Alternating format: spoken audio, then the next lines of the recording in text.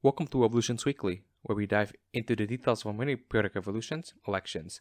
I'm your host Alvin, and this week we're going to be doing something slightly different than our usual format. So if you've been keeping up with how we've been doing the show, so far what we've been doing mostly is kind of like talking about elections, looking at polling data, looking at the results, looking at the various factors and things like that.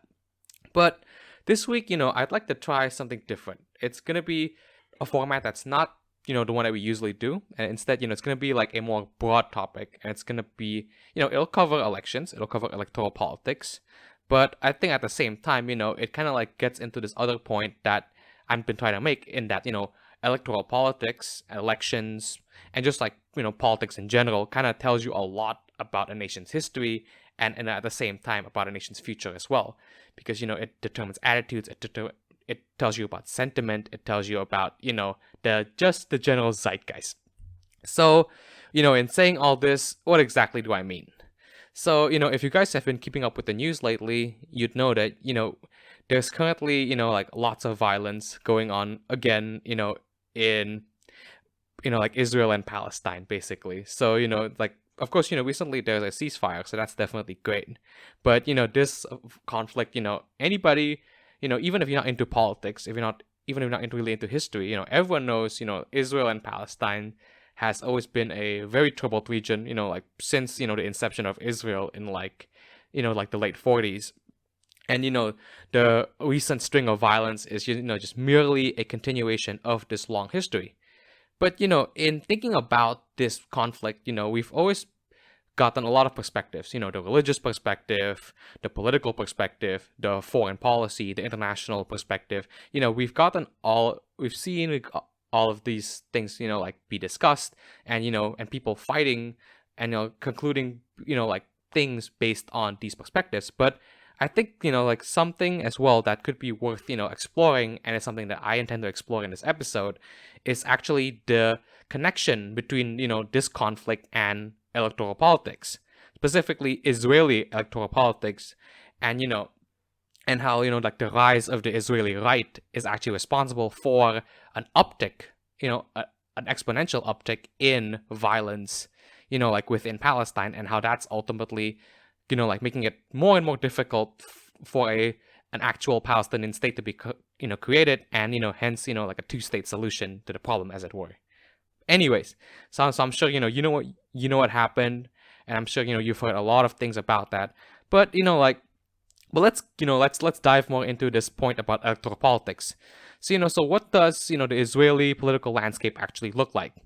So like pretty much in like Israel's early history, actually there's been a dominance of like left-wing factions, specifically the Israeli Labor Party, actually dominating much of early Israeli politics, and like kind of having a hegemony on it.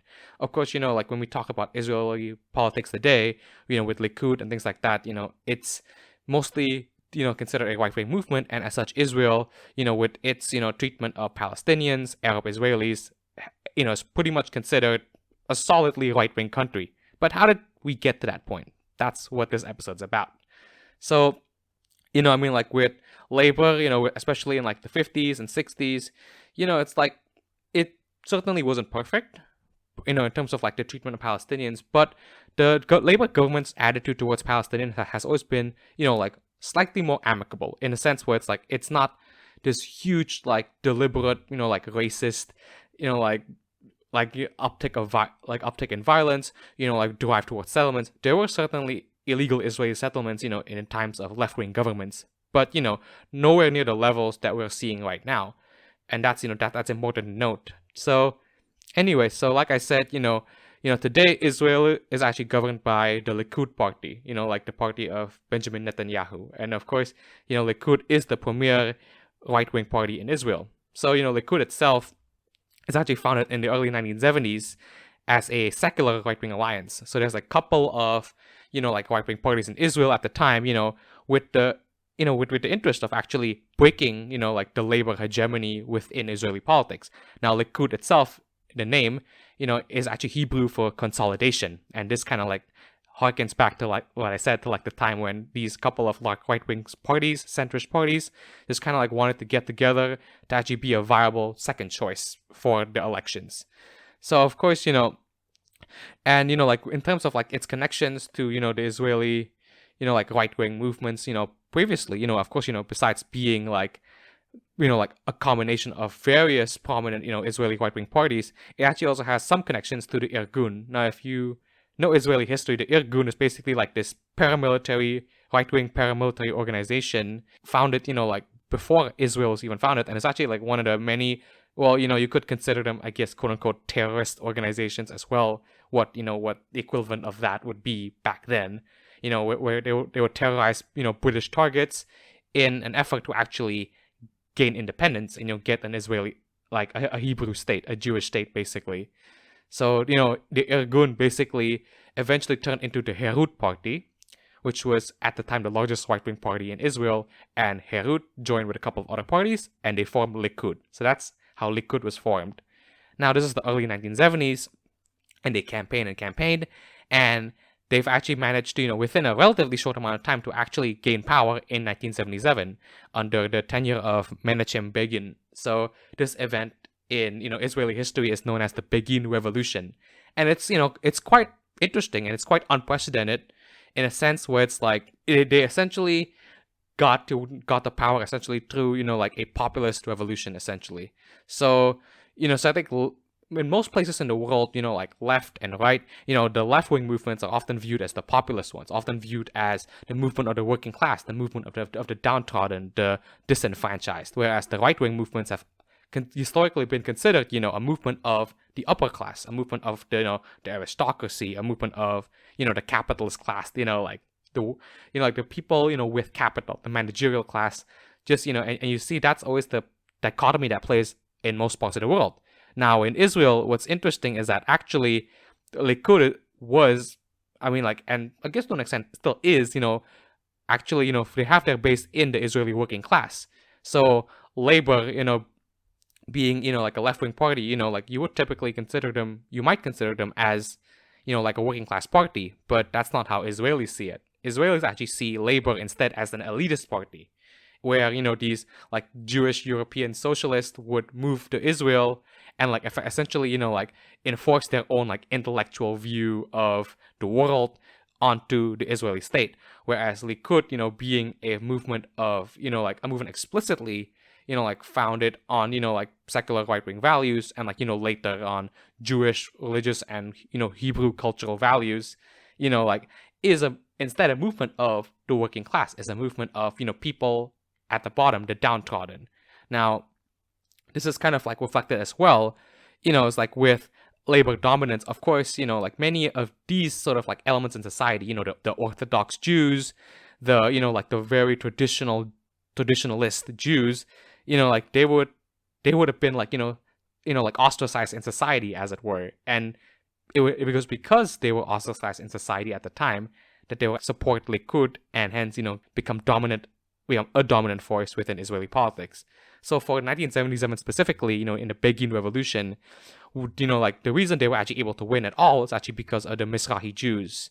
So the Mizrahi Jews are actually, Jews who ran off from Middle Eastern and North African countries, basically. And the thing that makes them different from, European Jews is that they're actually very religious, very cultural, very traditional, in contrast to like European Jews who, many of whom were, were even like atheists as well, so then like in that sense, like the fact, that like they were able to push for like this, like right-wing party to get into power, essentially what happened was, like with the Mizrahi Jews early on, pushing them into power and eventually, like other right-wing traditionalist elements, going into and supporting Likud, what Likud essentially became was, it went from a secular right-wing party from a party that supports only, secular right-wing policies, like fiscal conservatism, thinking about the budget and deficit, it's a very different, like tone to like, left-wing politics, it's like, so instead of that, Likud instead, puts themselves forward as, a party that embraces Jewish culture, that embraces, the Jewish religion, and, as well, most importantly, Israeli nationalism.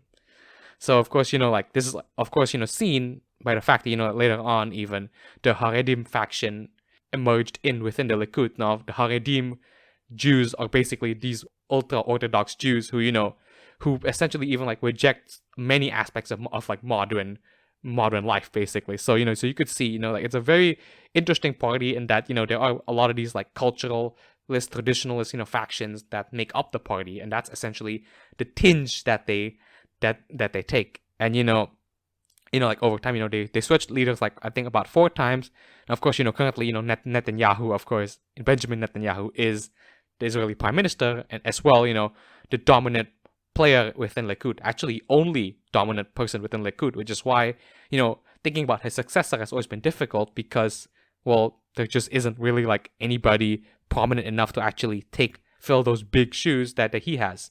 And, of course, Netanyahu himself is, very popular, within Israel, which is why, he's been able to dominate, Israeli politics as well by being, like part of Likud, and hence, the Likud ideology, is able to like essentially be spread that way. Now, of course, it's not just Likud, although, Likud itself is, is much more, like traditional, is much more, like nationalist, but, it's also, to do with like their coalition partners as well. And this, essentially makes the religious, like secular, like connection essentially very clear. Whereas like, Likud is founded as a secular party, meaning Israeli nationalism makes sense in Likud, but religious, like sentiments might not. But this is where, this is the other piece of the puzzle essentially, which, like kind of paints this picture of like a coalition between, the ultra-Orthodox, like faction of Israel, as well as this ultra-nationalist faction of Israel. So their coalition partners in all their governments has always been a few, small but important religious parties. Like 2 in particular, maybe like for now, it's like Shas and United Torah Judaism. Now, for Shas, for example, is actually a party for the Haredim Jews, basically. So, they have about 8 seats. Likud has about 30 something, in most of their governments. So they're small on their own, but as part of Likud's coalition, they're by all means really important, and that's kind of like why you have like this like both a religious and nationalist element within Israeli right-wing movements, and hence the Israeli government.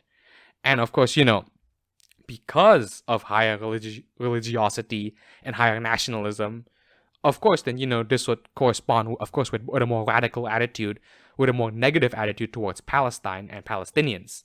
Now, it's not to say that violence hasn't occurred in the past, but but in this case, what we're seeing is that the violence is becoming more explicit. It's becoming more open, in a sense where it's like, yeah, it's always been. I mean, Israel as a state has always been based on this idea of Zionism, which is like, the idea that, Jewish people need to have their own state. But then the way, this is to be done has always been a big contention amongst Jews, internationally, but also within Israel. So there are essentially 2 big streams of, Zionism within Israel, which, ultimately kind of determines their attitudes towards Palestinians, indirectly, but also directly. So, what we have is a fight between revisionist and labor Zionism. So, revisionist Zionism essentially is Likud's ideology. It's the tendency that we see in Likud, which is, this idea that it's just more absolutist in a sense where it's like, yeah, all of Israel should belong to Jews. Like essentially it's revisionist in that, like it seeks to like erase the history of the region and essentially rewrite it to fit, like this, like the Zionist narrative essentially. So it's a very cultural heavy, it's a very nationalist heavy approach. Whereas, labor Zionism, embodied by the Israeli Labor Party, which, by the way, now is completely irrelevant within Israeli politics, unfortunately. So their tendency is labor Zionism, which is, it's still Zionism in that, they emphasize the need of a Jewish state, but, it doesn't really rely on culture, it doesn't really rely on nationalism. Instead, it relies on, labor. It relies on the Jewish working class to actually, like come together and to build the state. And because it comes from like a more internal place, like a more of like a, yeah, we have to build this state together rather than like we have to kick these people out kind of attitude. That's kind of like the main driving force behind the more peaceful attitude that the Israeli government had towards Palestinians early on. And like also as well, the revisionist attitude, which is like a lot more violent, it's a lot more explicitly us versus them. That's kind of like been driving Israeli politics lately, and that's what's been driving the violence essentially. And but then that's us talking about ideology. But what's kind of like the situation in the ground? Well, I mean, currently, Israel, if you've been keeping up, they don't really have a functioning government. So in the last 3 years, since 2019, they've kind of had 3 elections within 3 years. And it's a simple reason that, each time the election is held, they've kind of had like a deadlock in parliament. It's a hung parliament where, where Likud can't form their own government, by themselves because they lost a lot of seats. And at the same time, the second place winner, the blue and white coalition, they weren't able to form a government. So what we have then essentially is the situation where where essentially both big parties can't form a government, so no one can form a government, so they have to keep doing elections over and over again. And even now, despite having an agreement earlier in the year, despite blue and white, initially having an upset, but eventually, like collapsing because of Yesh Atid's, which is this other centrist party's, departure from the coalition. Despite all of that, we still have like this awkward situation within Israel where the government is there. The government is still led by Benjamin Netanyahu and Likud, but the government can't really, do much in a sense, and the government doesn't really have the popular mandate, officially at least. So, so then like, the speculation could be, is Likud, is reducing in popularity? Like maybe Israeli nationalism might not be reducing anytime soon, but maybe Likud itself, because of like its own faults as a political organization, like things like corruption scandals by Benjamin Netanyahu, rising prices, due to, just due to inflation and things like that, and just like every government's scourge, COVID, just like things like that might be reducing its popularity overall. And, as a result, it's been really hard for them to get the majority that they need to govern the country, despite Israeli nationalism being super popular. So with all of this in mind, so then like an uptick in violence, a more assertive attitude towards Palestinians then could be seen instead as, as an electoral strategy even, even if we're going to be like really cynical about it. It's a strategy in a sense where it's like, yeah, because Likud is showing itself to be a more aggressive like actor towards Palestine, this could essentially gin up the, the nationalist and ultra-Orthodox, like Likud base, and, possibly even like, get some swing voters who lean more right. And, I guess it might work, but, like the few times that they've done this, like based on the violence that they've done in the past, it hasn't really done much electorally because, like the popular attitude hasn't really changed much, and it's always been going in the right-wing direction for all these decades, to the unfortunate, unfortunately, on the part of Palestinians, but that's kind of like how it's been in Israel. So, like to conclude, basically, the future, it's more or less bleak in a sense where I can't really tell you what exactly is going to happen, but I can tell you that it might not be good anytime soon. So, I think there's a poll recently that I've heard of where, they've actually polled, young Israelis, and, it kind of shows that, the younger generation now is actually a lot more racist, is a lot more, has a lot more negative views about Palestinians than their older generation. Most of the world, it's usually the other way around, where the younger generation are more open-minded and they're more progressive about their views. But in Israel, you're actually seeing like a reverse. So, this is obviously the divide between, the older generation who voted for Labour and the younger generation who voted for Likud. So then, of course, because Likud, is got the hearts of the younger generation, they're likely to stay in power for a long time. And at the same time, because their approach is really popular, even if Likud was ever to be toppled from government, by blue and white, by all these other parties, the attitude towards Palestinians might not change as much, because, it's because they've shown that, this kind of approach is actually very potent, it's very effective politically, but also, in terms of like fulfilling their ideological goal of, of revisionist Zionism, very, very effective. But then, if we're talking about like outside factors, then of course there's also American backing, and then that's where people can come in and say, oh, we could maybe they could sanction Israel for what they've done. But then the thing is, Israel is one step ahead of them in a sense where Israel, or the Israeli lobby is actually a very strong force within Washington, D.C.